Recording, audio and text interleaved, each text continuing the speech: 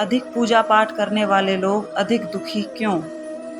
आइए जानते हैं ऐसा क्यों होता है। हमें मिलने वाले सुख या दुख का कारण भगवान नहीं अपितु हम ही हैं। हमारे कर्म ही हमें सुख दुख देते हैं। कर्म सकाम और निष्काम होते हैं। सकाम कर्म यानी ऐसे कर्म जिनके बदले में हम कुछ भौतिक सुख सुविधाएं चाहते हैं। ऐसे कर्मों का फल सुख दुख के रूप में मिलता है। निष्काम कर्म वह है जिसके बदले हम केवल भगवान को प्राप्त करना चाहते हैं। ऐसे कर्मों का फल भगवत प्राप्ति के रूप में मिलता है। अब बात आती है कि ज़्यादा पूजा पाठ करने वाले ही अधिक दुखी क्यों रहते हैं। इसका सीधा सा उत्तर यह है कि ज़्यादा पूजा पाठ करने वाला भक्ति के स्वरूप को नहीं समझने के कारण पूजा पाठ तो करता है, लेकिन वह अनजाने में सकाम पूजा ही करता है, जिसका फल उसे सुख दुख के रूप में मिलता है। ज़्यादा पूजा पाठ करने वाला बेशक ज़्यादा पूजा पाठ या भक्ति करता हुआ नज़र आता है, लेकिन वह कर्म कांड को ठीक से नहीं करना जानता। ऐसे में गलती पर गलती करता जाता है। बेशक वह कहता है कि वह कुआं खोदने की बात करता है, लेकिन असल में वह खाई ही खोद रहा होता है। वह यह तो कहता है कि वह सारी दुनिया भर की पूजा पाठ या मेहनत कर रहा है, लेकिन असल में तो वह अपनी मेहनत बेकार ही कर रहा होता है। बेशक ऐसा करने में उसका सारा परिश्रम निष्फल चला जाता है। तो एक बात तो यह हुई कि सकाम कर्मों का फल सुख या दुख के रूप में मिलता है। हो सकता है कि उसके पूर्व कर्मों की वजह से उसकी ज़िंदगी में दुख बहुत लिखे हों और पूजा पाठ से बेशक कम हो गए हों, लेकिन फिर भी आप यही सोच रहे हो कि भगवान हमें इतनी पूजा पाठ के बाद भी दुखी क्यों दे रहे हैं। और दूसरी बात यह है कि आप गलत तरीके से या बिना विधि विधान के जाने ही पूजा पाठ कर रहे हो। आप बेशक अत्यधिक पूजा पाठ कर रहे हो, लेकिन उनका प्रभाव उल्टा या निष्फल हो रहा है। लगता है यहाँ तक आपको सब समझ में आ गया होगा। अब एक पहलू और है पूजा पाठ करने वाले को ज़्यादा दुख मिलने के पीछे, और यह लागू होता है केवल उन पर जो सही मायने में भक्त हैं। यह पहलू ही विशेष है, इसीलिए इसके लिए आप एक बार फिर से ये जान लीजिए कि भक्ति क्या है और भक्त कौन है। संध्या वंदन, योग, ध्यान, तंत्र, ज्ञान, कर्म के जैसे ही भक्ति भी मुक्ति का एक मार्ग है।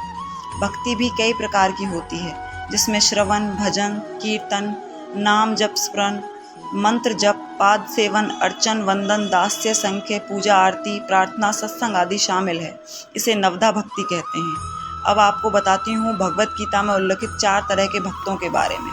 पहले नवधा भक्ति क्या है ये पढ़ते हैं और इसे शॉर्टकट में समझते हैं। श्रवणम कीर्तनम विष्णु स्वर्णम पाद सेवनम अर्चनम वंदनम दास्यम संख्य मात निवेदनम। श्रवण, कीर्तन, स्मरण, पाद सेवन, अर्चन, वंदन, दास्य, संख्य और आत्मनिवेदन। अब बात करते हैं 4 प्रकार के भक्तों के बारे में। गीता में भगवान श्री कृष्ण कहते हैं, चतुर्विधा भजन्ते माँ जना सुकृति नोर्जुन आर्तो जिज्ञासुरार्थी ज्ञान च भरतसभ। अर्थात हे अर्जुन, आर्थ, जिज्ञासु, अर्थार्थी और ज्ञानी, ये 4 प्रकार के भक्त मेरा भजन किया करते हैं। इनमें से सबसे निम्न श्रेणी का भक्त अर्थार्थी है, जिसके श्रेष्ठ आर्थ, आर्थ से श्रेष्ठ जिज्ञासु और जिज्ञासु से भी श्रेष्ठ है ज्ञानी। पहला आर्थ। आर्थ वह भक्त है जो शारीरिक कष्ट आ जाने पर या धन वैभव नष्ट होने पर अपना दुख दूर करने के लिए भगवान को पुकारता है। यही दुखी ज़्यादा रहता है और भगवान को दोष देता है कि मैं तो इतना सारा पूजा पाठ करता हूँ, लेकिन फिर भी मुझे इतना दुख। इसकी एक वजह उसका प्रारब्ध ही होता है।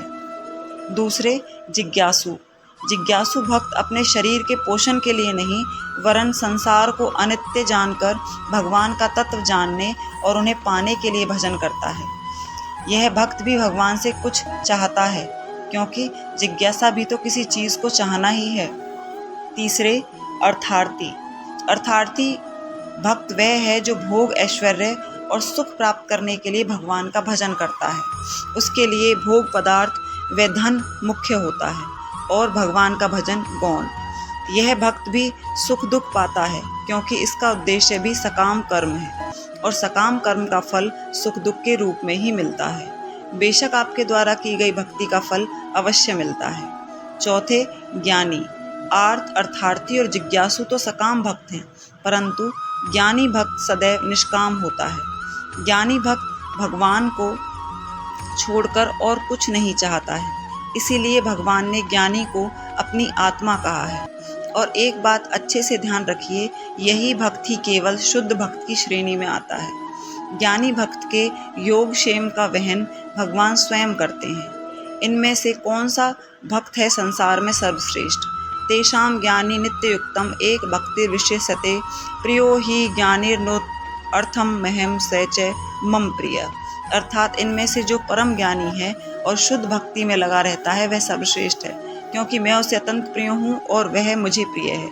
इन चार वर्गों में से जो भक्त ज्ञानी है और जो साथ ही भक्ति में लगा रहता है वह सर्वश्रेष्ठ है। और ऐसे भक्त के लिए ही भगवान ने कहा है, अनन्याश्चयन्तो मां ये जना पर्युपासते तेषां नित्याभियुक्तानां योगक्षेम वहाम्यहम्।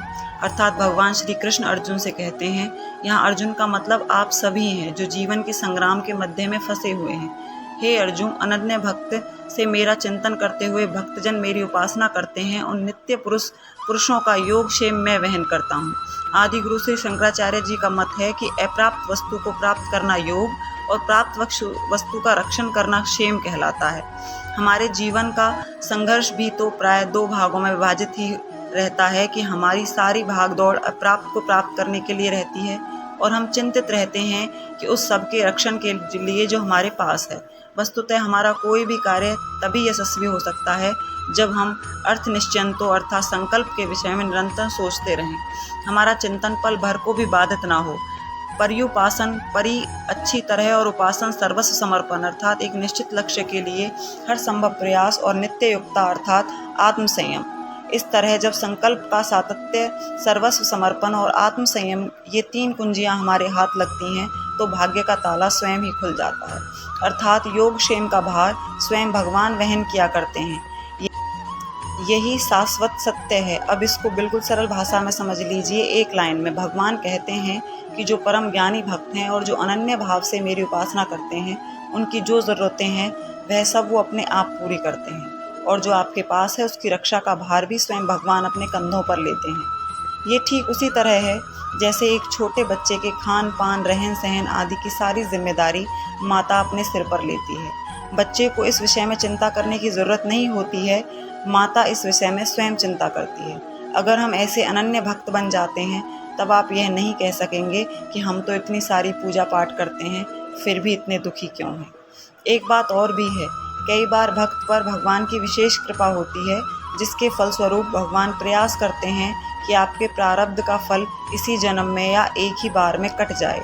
ऐसे में वे आपसे ज़्यादा पूजा पाठ भी करवा सकते हैं, क्योंकि फल तो कर्म करने से ही मिलेगा। ऐसे में आपको इसे दूसरे दृष्टिकोण से समझना होगा। इसे आप भगवान की कृपा ही समझिए। कई बार जीवन के अंत में या मृत्यु के समय आपको भगवान अत्यधिक कष्ट भी दे सकते हैं। असल में वो कष्ट तो आपको कर्मों से ही होते हैं, लेकिन उन कष्टों को भगवान इस तरह से व्यवस्थित कर देते हैं कि अंत समय कष्टों की वजह से केवल भगवान का नाम ही याद रहे, ना कि किसी सगे संबंधी या भौतिक विषय वस्तु का। और मृत्यु के समय हमारा जो भाव रहता है हम उसी को प्राप्त करते हैं। ऐसे में भगवान की याद बनी रहने से ईश्वर आपके लिए भगवत धाम का रास्ता खोल देते हैं। तो ऐसे में यह ना कहें कि भगवान ने उन्हें इतने कष्ट दिए तो वो इतना पूजा पाठ करते थे। तो अब आपको पता चला कि ज़्यादा पूजा पाठ करने के बाद आपके कष्ट कम तो हो जाते हैं, लेकिन वो कष्ट हमें हमारे कर्मों से ही प्राप्त होते हैं। Thanks for watching. Please like and subscribe the channel.